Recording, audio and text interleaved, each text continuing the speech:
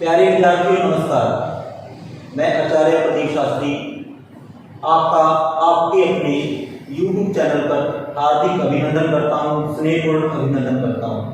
तो प्यारे विद्यार्थियों, आज मैं आपके समक्ष एक विषय के साथ उपस्थित हुआ हूँ जिसका शीर्षक है साहित्य की विधाएं। तो प्यारे विद्यार्थियों, पिछली कक्षाओं में हमने साहित्य के बारे में पढ़ा था। तो बेटा, जो साहित्य है वो शैली के आधार पर 3 प्रकार का होता है, पद्य, गद्य और चंपू। लेकिन यहाँ पर हम क्या है, केवल साहित्य के 2 प्रकारों की बात करेंगे। एक प्रकार है पद्य और एक गद्य, जिनके अर्थ परिभाषा के बारे में हम पिछली कक्षा में पढ़ चुके हैं। एक बार फिर से हम पद्य और गद्य के बारे में जानने की कोशिश करेंगे। पद्य क्या होता है? पद्य या पद्य की परिभाषा क्या है? पद्य यानी कि छंदोबद्ध या छंद सहित रचना पद्य कहलाती है। यानी किसी कवि की ऐसी रचना जिसमें छंद होते हैं, ठीक है, तो वो क्या कहलाती है? पद्य कहलाती है। उसी तरह इसके विपरीत यदि कोई रचना, किसी लेखक की ऐसी रचना जिसमें छंद नहीं होते, या हम कह दें छंद रहित रचना, पद्य कहलाती है। तो ये तो एक परिभाषा के अनुसार एक सूक्ष्म सा अंतर है। इसका हम अंतर विस्तृत रूप पर आगे जानने की कोशिश करेंगे। लेकिन उससे पहले जो हमारा शीर्षक है साहित्य की विधाएं, हम उनके बारे में जानेंगे। तो बेटा, जो साहित्य है वो 2 प्रकार का होता है शैली के आधार पर। एक होता है पद्य और एक होता है गद्य। तो इसी के अनुसार साहित्य की 2 विधाएं बनती हैं, एक पद्य के अनुसार और एक गद्य के अनुसार। जो पद्य के अनुसार होती है वो कहलाती है पद्य साहित्य की विधाएं। जो गद्य के अनुसार होती है बेटा, वो कहलाती हैं गद्य साहित्य की विधाएं। ठीक है बेटा, तो पद्य साहित्य की विधाएं क्या है? तो हम जानेंगे बेटा पद्य साहित्य की जो विधा है बेटा, जैसे कविता, ठीक है बेटा, साखी। साखी क्या होती है बेटा?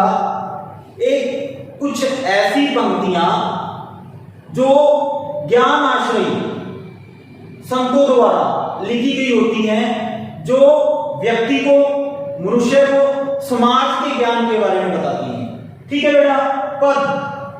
पद भी एक तरह से पद्य रचना है। ठीक है बेटा। सुक्ति, सुक्ति क्या है? सुक्ति 2 शब्दों के योग से बनी है, सु प्लस उक्ति। सु प्लस उक्ति।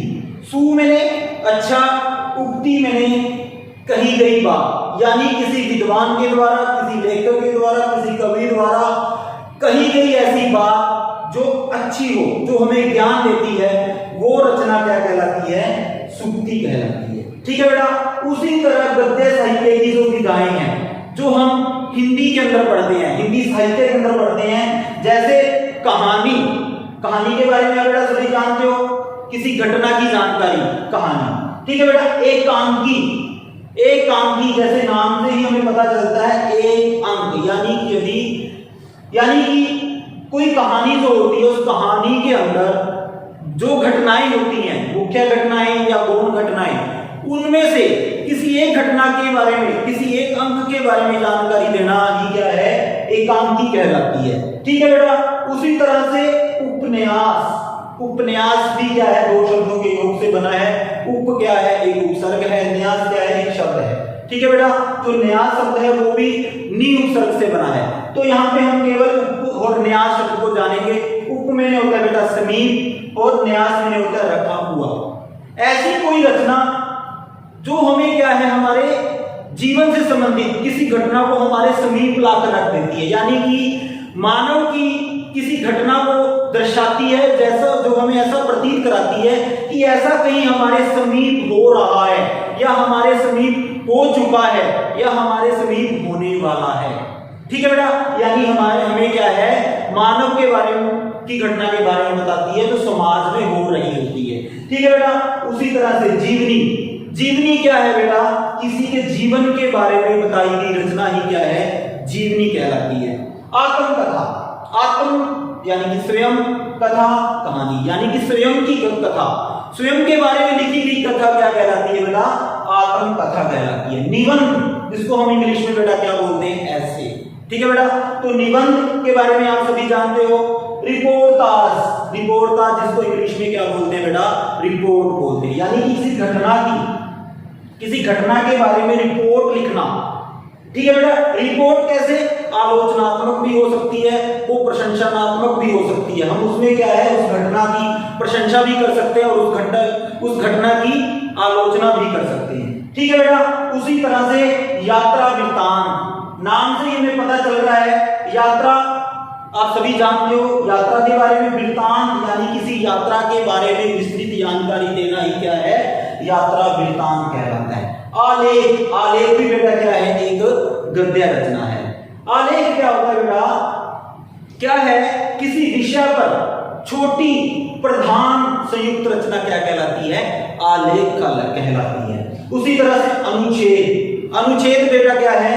निबंध का ही एक हिस्सा है। निबंध में काफी पहरे होते हैं, लेकिन अनुच्छेद केवल एक पहरा होता है। एक पहरे के अंदर ही हमने किसी घटना की जानकारी देनी होती है। ठीक है बेटा, तो ये तो होगी बेटा गद्य साहित्य की विधाएं और ये होगी पद्य साहित्य की विधाएं। तो हम बात करेंगे बेटा पद्य साहित्य और गद्य साहित्य के अंतर। ठीक है बेटा, तो बात करते हैं पद्य और गद्य के अंतर की। यदि हम पद्य और गद्य के अंतर की बात करें परिभाषा के अनुसार, यानी कि जो रचना छंद सहित होती है वो पद्य कहलाती है और जो छंद रहित होती है वो क्या कहलाती है? गद्य रचना कहलाती है।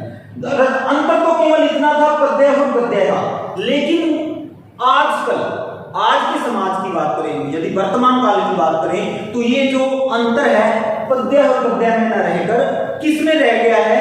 कविता में और पाठ में।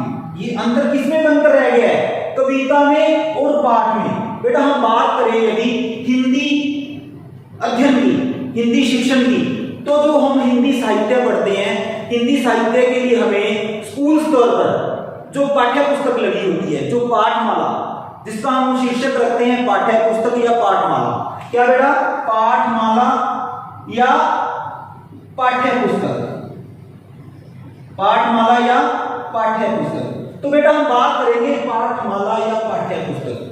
तो यहाँ पे हम यदि अंतर की बात करें कि कविता और पाठ में अंतर है, तो हम बताते हैं कविता और पाठ में अंतर है।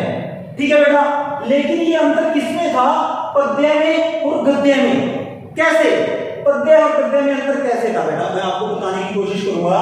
पद्य क्या है? जैसे मैं एक एग्जांपल लेता हूं, मैं पूछूं मिठाई क्या है, तो बेटा हम बात करेंगे मिठाई यानी कि ऐसी कोई डिश जिसमें मीठापन होता है वो क्या कहलाती है? मिठाई। लेकिन हम उसको ये नहीं कहते, मैं पूछूं भी मिठाई क्या है, हम ये नहीं कह सकते भी रसगुल्ला एक मिठाई है, गुलाब जामुन एक मिठाई है। वो मिठाई तो है, लेकिन यदि हम मिठाई की परिभाषा पूछें तो वहां पर हम रसगुल्ला, गुलाब जामुन या जलेबी के बारे में नहीं बता सकते। वो क्या है? उसकी एक कैटेगरी है, मिठाई की एक कैटेगरी है। उसी तरह से पद्य की कैटेगरी है कविता, ना कि हम उसको पद्य कह सकते हैं। हाँ, लेकिन तो कविता क्या है? पद्य की एक कैटेगरी है। उसी तरह से पाठ भी क्या है? गद्य की एक कैटेगरी है।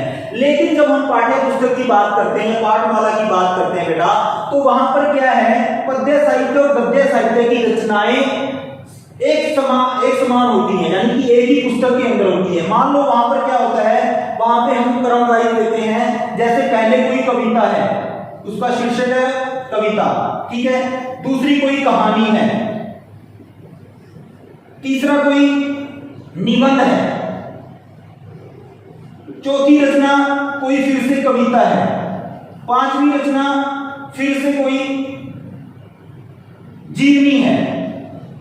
इसी तरह से जब हम बात करें, जब हम पाठ्य पुस्तक को पढ़ते हैं बेटा, तो जो अंतर था कविता में और पाठ में, वहां पर अंतर देखो बेटा क्या है। हम एक तरफ तो मानते हैं कविता और पाठ में अंतर है, यानी कि पद्य में और गद्य में अंतर है, लेकिन अंतर हम किसमें ले आए?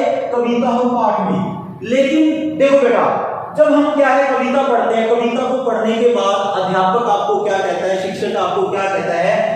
लिखो बेटा प्रश्न उत्तर, पाठ नंबर 1। उसके बाद कहानी पढ़ते हैं, कहानी के बाद लिखते हैं पाठ नंबर 2।